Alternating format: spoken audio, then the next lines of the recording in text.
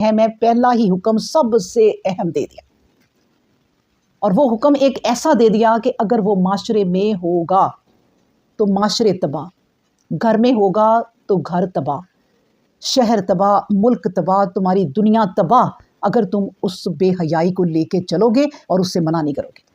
اس لیے اس کو منع کرنا فرض ہے، اور فرض کس طرح ہے کہ جس طرح اب اللہ بتائے اور اس کا نبی بتائے صلی اللہ علیہ وآلہ وسلم۔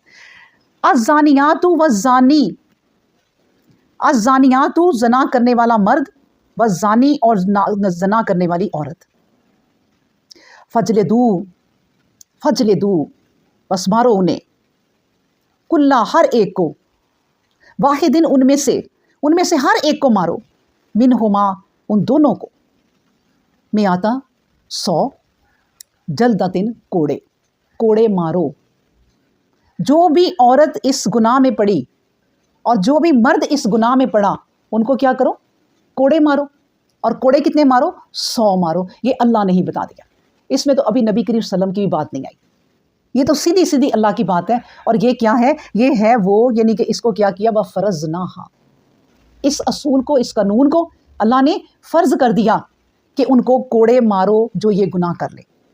وَلَا تَأْخُذْكُمْ بِهِمَا، وَلَا تَأْخُذْكُمْ، کہیں تمہیں پکڑ نہ لے، کہیں تمہیں روک نہ دے، کیا؟ بِهِمَا، ان دونوں کے متعلق، ان دونوں کے متعلق تمہیں کوئی چیز، کوئی روک نہ دے، کیا؟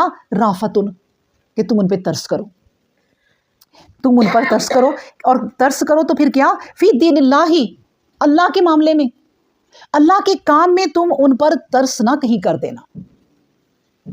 یہ اللہ نے تمہارے اوپر قانون نازل کر دیا ہے کہ جب تم انہیں کوڑے مارو اور 100 کوڑے مارو تو ان پہ ترس نہ کرنا۔